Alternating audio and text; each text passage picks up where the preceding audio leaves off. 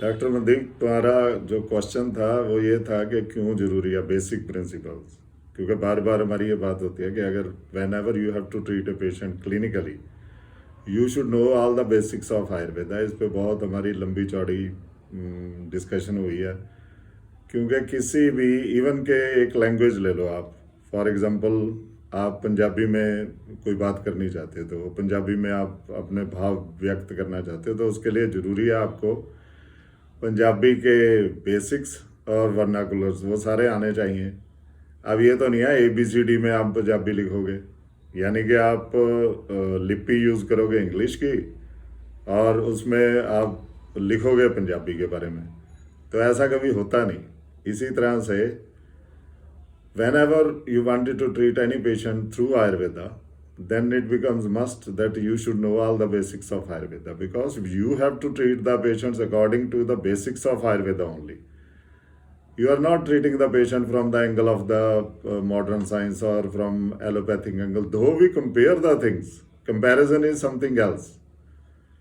But point of view is always Ayurvedic. For example, अब एक question तूने पूछा, अब हम छोटी सी एग्जाम्पल ले लेते हैं कि आयुर्वेद में जरूरी नहीं कि आप व्याधि का नाम ही होना चाहिए। जैसे अब कोविड आया, ये आयुर्वेद में बिल्कुल मेंशन नहीं है, कोविड के बारे में कुछ नहीं बताया। इसका मतलब ये नहीं हम कोविड को ट्रीट करने के लिए आयुर्वेद में कुछ कर नहीं सकते।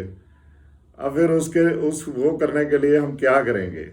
तो हम again we will go through the basics of Ayurveda, और उन बेसिक्स में जाते हुए हम देखेंगे कि जो कोविड के सिम्टम्स आ रहे हैं वो किन दोषों के, किन दूषियों को दूषित करने के बाद वैसे सिम्टम हमारे किन व्याधियों में आते हैं। So according to the those संप्राप्तिस of ours which are according to our text, we will try to treat the COVID or any disease or any other disease जिसका नॉमेनक्लेचर आयुर्वेद में नहीं मिलता। फॉर एग्जाम्पल, चाहे आपने कैंसर जैसे disease में भी काम करना है या आपने कैंसर के अलावा और भी कई कॉम्प्लिकेटेड डिजीजेस हैं जिनका नॉमेनक्लेचर आयुर्वेद में नहीं मिलता, तो नेचुरली है जी, how to treat those diseases? We have to treat those diseases according to our dosh kalpana and according to dosh dushya smurchana which is mentioned into the Ayurveda in different diseases. तो हो सकता है किसी typical disease को जब हम लें उसके सिम्टम उन सिम्टम्स की तरह मिलते हो जो टिपिकल एलोपैथी में मेंशन डिजीज है, so we will treat that disease according to our pathology. तो हमारी जो पैथोलॉजिकल चीज़ें हैं उसके अकॉर्डिंगली हम उस डिजीज को ट्रीट करेंगे। Most of our disease and many of our diseases how they are produced, अब इसके बारे में अगर तुम देखो तो there is very important concept in Ayurveda which is the concept of Agni. जैसा कि सभी हम आयुर्वेदिक फिजिशियंस और आयुर्वेदिक स्टूडेंट सभी जानते हैं कि अग्नियाँ 13 होती हैं। एक जठराग्नि है, 5 महाभूताग्नि है और 7 धात्वाग्नि है। सो अग्नियों की चेंजेस से so many pathologies are created. अब ये बड़ी इंपॉर्टेंट चीज़ है। फॉर एग्जाम्पल, एलोपैथी वाले इस तरह से चीज़ों को नहीं देखते जिस तरह से हम देखते हैं। फॉर एग्जाम्पल, अब मैं एक सबसे बड़ी चीज़ लेता हूँ, हर व्यक्ति की अपनी प्रकृति है, उस प्रकृति के अकॉर्डिंगली ही उसकी अग्नि की स्ट्रक्चर है। ठीक है जी। अब किसी व्यक्ति की कफज प्रकृति है और उसको भूख जल्दी से नहीं लगती, उसको भूख थोड़ा टाइम से लगती है क्योंकि उसको उसमें थोड़ी मंदाग्नि रहती है। तो अब ज़रूरी नहीं कि तो हर एक को आप ब्रेकफास्ट 9 बजे ही दोगे, तो हर एक को आप लंच 12 बजे ही दोगे या 1 बजे ही दोगे, और हर एक को आप जो नाइट का रात्रि भोज है वो आप किसी को 6 बजे दोगे या 7 बजे, एक फिक्स टाइम पे। अब जिसकी कफज प्रकृति है, अगर सुबह उसने खाना लिया तो दूसरी प्रकृति के लोगों से खाना पचने में ज़्यादा समय लगेगा उसको। अब अगर उसको पचने में ज़्यादा समय लगता है तो एग्जैक्ट उसी समय में दूसरों के साथ बैठ के वो खाना नहीं खा सकता। सो ये अब these are the concept, basic concept of Ayurveda. अब अगर बेस्ट टाइम आप देखते हो भोजन के पचने का, तो ये बोला जाता है कि 10 बजे जो है पित्त का समय शुरू होता है सुबह। तो बेस्ट तो है अगर ब्रेकफास्ट आपने हैवी लेना, आप 10 बजे लें क्योंकि उस समय अग्नि टॉप पे होती है। मनुष्य में। तो इसी तरह जो उसने लंच है वो लगभग 2 बजे तक अग्नि रहती है, 2 बजे लंच ले ले, और 6 बजे के बाद अग्नि बिल्कुल ही सूर्यास्त हो जाता है। तो इसीलिए आयुर्वेद में 6 बजे के बाद डिनर लेने के लिए नहीं बोला जाता, और 6 बजे भी हल्का भोजन लिया जाता है, क्योंकि उस समय अग्नि अपनी पीक पे नहीं थी, बिल्कुल निचले उस पर चली जाती है। सो ये सारी चीज़ें ये एलोपैथी में मेंशन नहीं की जाती।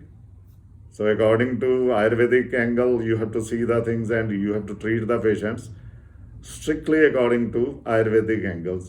So इसी तरह से सपोज करें अब किसी व्यक्ति ने ऐसे निदान का सेवन किया जिसके कारण उसमें कफ दोष की वृद्धि होगी। कफ दोष वृद्धि होने से क्या होगा, वो मंदाग्नि कर देगा। मंदाग्नि क्या करने से क्या होगा, आम बनेगा।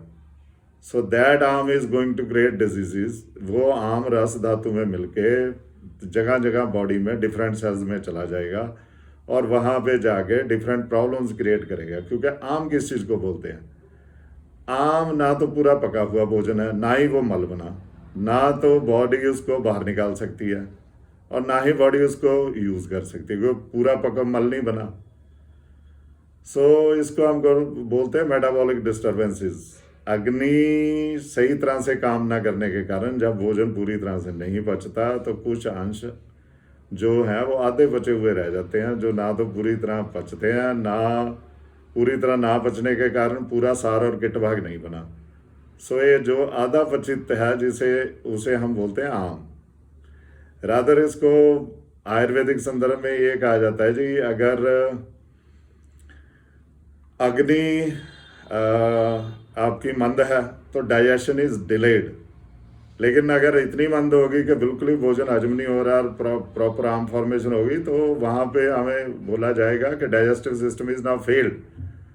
तो जब ये लम्हे आते हैं बॉडी में, when the digestion is failed, आप खाए जा रहे हो बिना चिंता किए कि वो हजम हो रहा है कि नहीं, तो वो जो बनेगा ना पचने योग्य अंश, वो ना तो अब सेल उसको कोई भी बॉडी का यूज कर सकता है एज ए फूड, ना उसको थ्रो आउट कर सकता है। तो that will create the nuisance into the cell and that will create the problem into the basic metabolism of the cell.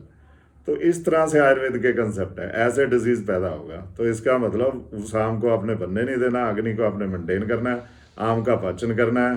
तो आपकी पहली जो फिलॉसफी है वो है दीपनीय और पाचनीय औषधियों का सेवन।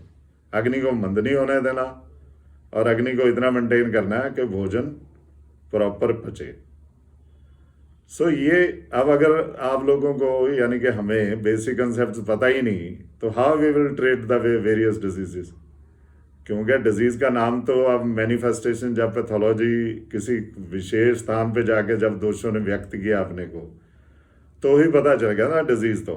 लेकिन वो स्टार्ट कहाँ से हुआ, लगभग 90% ऑफ द डिजीजेस उनकी जो पैथोलॉजी है वो स्टार्ट हो जाती है कोष्ठ से ही। सो आयुर्वेद की थ्योरी बिल्कुल अलग से है। इसलिए किसी भी डिजीज को अगर हमने सॉल्व करना है तो we have to see the things according to the Ayurvedic perspective.